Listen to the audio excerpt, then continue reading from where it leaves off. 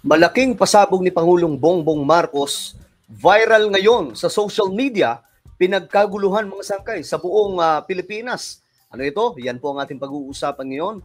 Anyway, bago tayo mag-umpisa, pakisubscribe po muna yung ating YouTube channel. Tayo po ay 1.52 million subscribers na.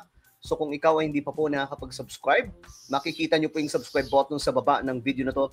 I-click nyo lamang po yung subscribe button at i-click nyo po yung bell at i-click nyo po yung all. Sa mga nanonood po sa Facebook, i-follow nyo po yung ating Facebook page. So ito mga sangkay, pag-usapan po natin ngayon, itong malaking pasabog ni Pangulong Bongbong Marcos na pinagkaguluhan ngayon sa Pilipinas. Ito mga sangkay. Ayan. Ito po yung pasabog ni Pangulong Bongbong Marcos nakaraan lamang na noon, alam nyo mga sangkay, noon, napapanood lamang po natin ito sa mga video sa Facebook, sa YouTube. At ngayon mga sangkay, finally, mangyayari na po sa ating bansa. Ano ito mga sangkay? Ito po ay patungkol sa basura na magiging kagamit-gamit na po sa Pilipinas. Patungkol po ito mga sangkay sa waste to energy. Isipin nyo yung mga basura mga sangkay. Magiging magagamit na bilang supply ng kuryente sa ating bansa. Ibang klase po mga sangkay mag-isip itong si BBM. At ito nga po ang nangyari. Ito tingnan po natin. Nagkaroon po ng pag-uusap ito si Pangulong Bongbong Marcos at ang isa pong kumpanya mula po sa Japan. At ang nangyari mga sangkay, napagkasunduan na mag-i-invest nga po itong malaking kumpanya mula po sa Japan dito sa ating bansa na makakapag-provide mga sangkay ng kuryente sa Pilipinas sa pamamagitan po ng basura. Di pa dati mga sangkay, itong klaseng information, napapanood lang po talaga natin ito mga sangkay sa social media, di ba, sa Facebook, sa Instagram, sa YouTube, at karamihan nga po sa mga Pilipino na nagsishare nun, sinasabi po nila na sana all, no? Sana daw mga sangkay mangyari rin 'yan sa Pilipinas. At ngayon nga mga sangkay, naisa sa katuparan na po ni Pangulong Bongbong Marcos. Ito, basahin lamang po natin mga sangkay kasi viral na viral ito ngayon sa social media. Ito po ay magiging Tatak Marcos. Ngayon, umabot na po ito ng 1,000, mahigit 1,000 na po yung shares. Sobrang dami po ng nag-share nito mga sangkay. Mayroon na rin pong mahigit 1,000 mga nagkomento. At mayroon na pong libu-libong reaction itong pasabog ni Pangulong Bongbong Marcos na ibinahagi nga po natin sa social media. Ito, tingnan po natin yung mga komento mga sangkay ng ating mga kababayan. Wala pang ginagawa yan partida. Ito, sarcastic mga sangkay. Kasi may mga nagsasabi, wala daw pong ginagawa si Pangulong Bongbong Marcos. Sa totoo lang, fake news po yun. Napakarami. Dahil kung walang ginagawa si BBM, malamang, isa po ako ngayon sa bumabatikos ng gusto sa pamahalaan. Kilala nyo naman siguro ako mga sangkay, no?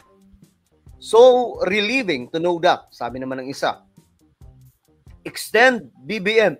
Anyway guys, ito nga pala, itong patungkol po sa panawagan na extend BBM. Alam nyo, talagang seryoso ito. No? Kasi nga po, bata pa ang presidente natin. At sa panahon niya lamang po nangyayari na ang agrikultura lumalago. Tapos ang ekonomiya mga sangkay, gumaganda. Itingnan nyo sa kabila po ng mga sigalot ngayon ng buong mundo, ang inflation sa Pilipinas na natiling stable at mababa. Ang ibig sabihin na ito mga sangkay, hindi po mahal ang mga presyo ng mga bilihin. Diba? Tingnan nyo ngayon yung bigas. Napakamura.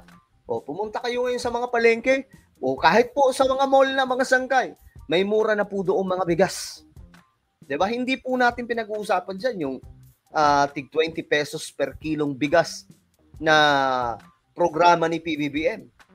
Ito po ay normal mga sangkay na presyohan sa mga merkado. Sabi ng isa dito, kulang talaga ang 6 years para sa ganitong presidente. Exactly, mga sangkay, ako ay agree. Ngayon, alam ko maraming interesado dito. Ano nga ba itong sinasabi ni BBM na ipapatayo sa Pilipinas? Okay? Kasi ito po ay galing po, mga sangkay, ito basahin po natin. Galing po kasi ito sa isang company from Japan na tutulong. Ayon kay Pangulong Bongbong Marcos, masaya akong ibalita na katuwang natin ang Canadivia Corporation ng Japan sa isang makasaysayang waste to energy project para sa Maynila. Una pa lamang po ito, mga sangkay, marami pa po ang susunod na mangyayari dyan. Sa proyektong ito, libu-libong tonelada ng basura ang gagawing malinis na enerhiya at makatutulong ito na bawasan ng pagbaha, magbigay ng trabaho at linisin ang ating mga komunidad. Kita nyo na, mga sangkay, ganyan kalupit. Yung problema pa naman sa Pilipinas, di ba? Especially sa Metro Manila. Isa sa problema, mga sangkay, yung mga basura. Talagang ang titigas kasi talaga ng ulo ng marami sa ating mga kababayan. Pinagbabawal na magtapon sa kalsada. Magtatapon pa rin na magtatapon ng basura. Ganyan po kalulupit ang kokote, mga sangkay. So ngayon, si BBM gumawa na ng pamamaraan. Inadapt niya kung ano ang ginagawa ng ibang bansa para sa kanilang mga basura. Malaking tulong ito, mga sangkay. Ngayon, paano ito mangyayari, mga sangkay? Paano ito ipinoproseso? Ito, may papanood po ako sa inyong video, mga sangkay. Tingnan po natin to. Kasi para po siyempre magkaroon po tayo ng kaalaman. Okay? Ito, mga sangkay. Tingnan po natin. Have you ever wondered what goes on behind the scenes at a waste-to-energy facility? Here's your chance to see the science behind the stack. Ito pakinggan po natin. Tingnan natin. Once trucks arrive, they are weighed and checked in. Yan po yung basura. Mga sangkay, dala-dala. Then, and before heading inside to the tipping hall. The waste is unloaded onto the tipping floor and visually inspected for any unacceptable items, which are removed for separate recycling or proper disposal. Waste is then pushed into a storage pit and thoroughly mixed before being loaded into bins, which we call hoppers, where it travels to the combustion chamber. The tipping and waste storage areas are maintained under negative air pressure to contain dust and odors. Once fed into the combustor chamber, waste is combusted at extremely high temperatures in a self-sustaining process at approximately 2,000 degrees Fahrenheit. A typical hopper load is completely combusted in 1 to 2 hours.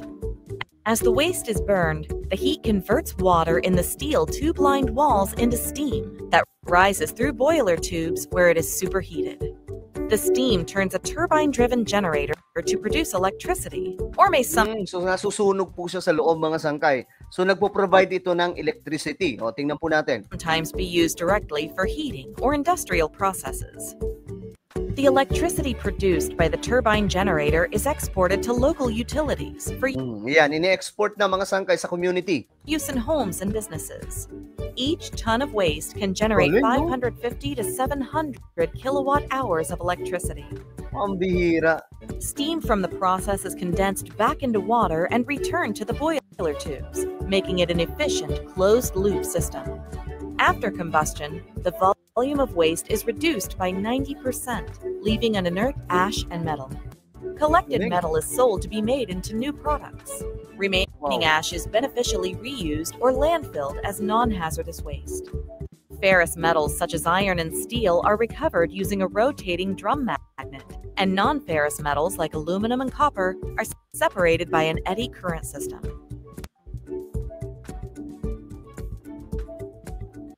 State-of-the-art air pollution control equipment ensures that emissions are well below limits to be fully protective of human health and the environment. We neutralize acid gases using lime in a scrubber reactor and inject activated carbon for heavy metal control. We control emissions of particulate matter primarily through a baghouse, which employs thousands of fabric filter bags. All flue gas must pass through the bags before exiting through the stack. Throughout this process, the control room closely monitors emissions emissions through a real-time continuous emission monitoring system, controls steam flow, and manages a number of other automated systems inside the facility. Waste-to-energy is widely recognized as a technology that helps mitigate climate change. In fact, waste-to-energy facilities are the only form of energy generation that actually reduce greenhouse gases. This is due to avoiding methane from landfills, offsetting emissions from fossil fuel electrical production, and recovering metals for recycling. We hope you enjoyed the tour. Okay, so ayan mga sangkay. Ang galing, no? Nakakatulong pala ito, no, mga sangkay, na kumbaga hindi masira yung kalikasan natin. So, hindi na po nakapagtataka mga sangkay kung bakit nag-viral ito ngayon sa social media. Kaya naman pala, tuwang-tuwa po yung netizens dahil nga po nakita nila mga sangkay na mukhang ito ay makatutulong talaga sa Pilipinas, lalong-lalo na po ang dami pong basura na nakakakalat po sa ating bansa. O, sabi po nung nag-comment dito, dapat extend na yan sa 2028. Extend pa para ang nasimulan. Ano daw? Wow, very nice. Good job po, PBBM. Extend PBBM in 2028 para tuloy-tuloy na ang bagong Pilipinas. This is great. Thank you, our President BBM. Maganda at maraming project na nagagawa at mas nagtitiwala ang mga negosyante. Ngayon mga sangkay, di ba? Yung mga negosyante from other countries, nagtitiwala mga sangkay sa ating bansa ngayon na magnegosyo. So ayan, puro positive po yung mga komento mga sangkay. Thank you, mahal naming Pangulo. Thank you, mahal na PBBM.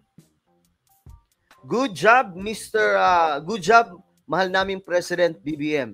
Extend 20 years. Grabe naman. God bless, Mr. President. Ngayon, mga sangkay, eto, nakakatuwa kasi alam po natin, may mga haters po talaga. Sabihin po nilang drawing yan. Pero walang drawing kapag may investor na. Okay? Kita nyo ngayon, mga sangkay? Pinapatayo. Matagal-tagal na po mga sangkay na sinimulan yung pagpapatayo sa pinakamalaking solar farm sa buong mundo na nasa Nueva Ecija. Yun po ang magiging mga sangkay, pinakamalaki sa buong mundo. Marcos legacy po yan, Marcos Jr. Hindi po drawing yun. Tinatayo po talaga mismo yun, mga sangkay. Ngayon, so dalawa lamang po ang nakapagpatayo niyan, mga sangkay, na mga ganitong klaseng planta. Si Ferdinand E. Marcos at si PBBM. Ngayon lang din, isipin niyo mga sangkay, ang tagal ng panahon na hinintay para po maganap po ito, mga sangkay. Well, ano po ang inyong opinion? Just comment down below. Meron po tayong YouTube channel, Sangkay Revelation. Hanapin niyo po ito sa YouTube. Kapag nakita niyo na, mga sangkay, click niyo po yung subscribe, click ang bell, at i-click niyo po yung all. Ako na po ay magpapaalam, mag-iingat pong lahat. God bless everyone.